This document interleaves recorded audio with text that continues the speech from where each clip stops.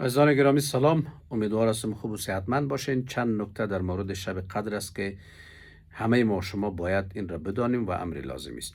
نکته اول همینه که شب قدر بهتر از 1000 ماه است. خب چرا بهتر از 1000 ماه است؟ این توضیح را قرآن کریم برای ما بیان می کند. خداوند متعال می فرماد لیلة القدر خیر من 1000 شهر، یعنی شب قدر بهتر از 1000 ماه است. عبادت در این شب بهتر از 1000 ماه است. دو، شب قدر کدام است؟ در مورد این که شب قدر کدام است مشخص نشده، اما حدیث پیغمبر خداست که آن جناب علیه السلام میفرماند که شما شب قدر را در شبهای طاق دهه اخیر رمضان جستجو کنید. پس بنان در شبهای طاق دهه اخیر رمضان ما باید دنبال شب قدر باشیم. خب چطور دنبال شب قدر باشیم؟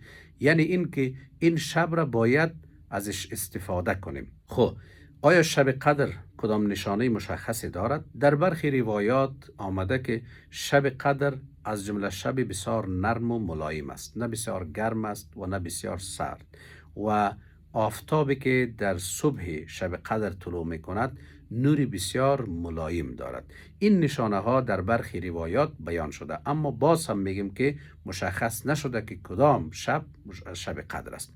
سه، خب چی کاری باید در شب قدر انجام بدیم؟ کدام عبادات را انجام بدیم؟ ما میتونیم در شب قدر نماز بخوانیم، شب بیداری داشته باشیم، تلاوت قرآن انجام بدیم، دعا بکنیم، استغفار زیاد بگوییم و صدقه بدیم.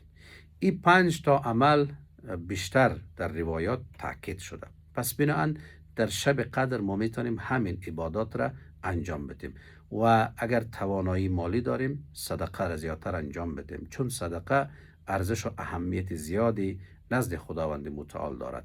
کسانی میگن که آیا ما میتونیم کتاب مطالعه بکنیم؟ بله، ما میتونیم کتاب مطالعه بکنیم، چون مطالعه کتاب به علم ما افزوده میشه و علم ما را زیاد میکنه که این هم نوع از عبادت است. بعضی ها میگن که آیا میتونیم در شب قدر چیزی را ببینیم؟ این از گذشته ها بعضی ذهنیت های حاکم بوده که متاسفانه این هیچ نوع مناسبتی با اصل روایت دینی ندارد. یعنی ما کدام روایتی نداریم که به ما گفته باشه که حتما شما در شب قدر چیزی را میبینید.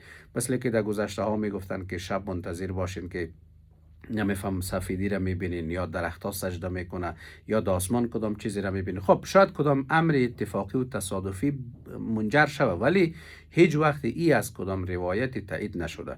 و خب ضرر از چیز؟ ضررش این است یک کسی به خاطر از که همون شب در عبادت سپاری کنه، به خاطر از که تلاوت قرآن انجام بده، به خاطر از که استغفار بگویه و دعا بکنه، او بیچاره منتظر در بیرون نشسته که حتما باید یک ستاره را ببینه، یک چیزی را ببینه. پس بنابراین این تایید نشده. ما وقت خود به دیدن کدام چیزی مصرف نکنیم، ضایع نکنیم، کدام مفادی برای ما نداره. بجای از اینکه ما منتظر باشیم که کدام ستاره را ببینیم، سفیدی را ببینیم، باید همون را مشغول دعا باشیم، استغفار بگوییم، تلاوت قرآن انجام بدیم.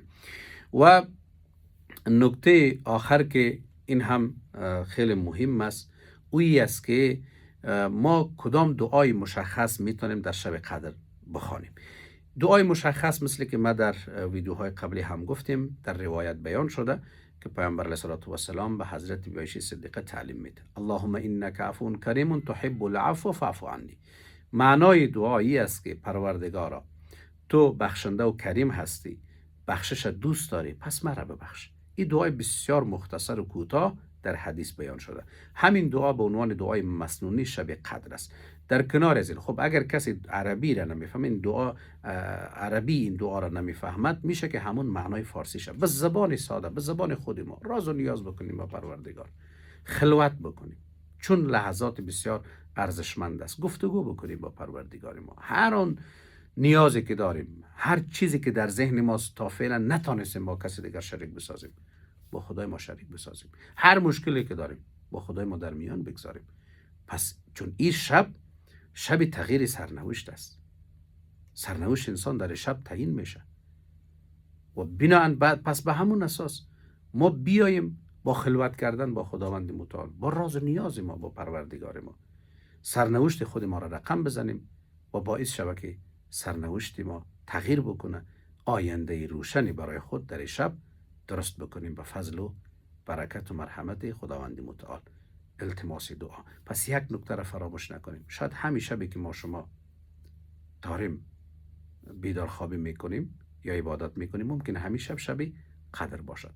پس این لحظات را از دست ندیم.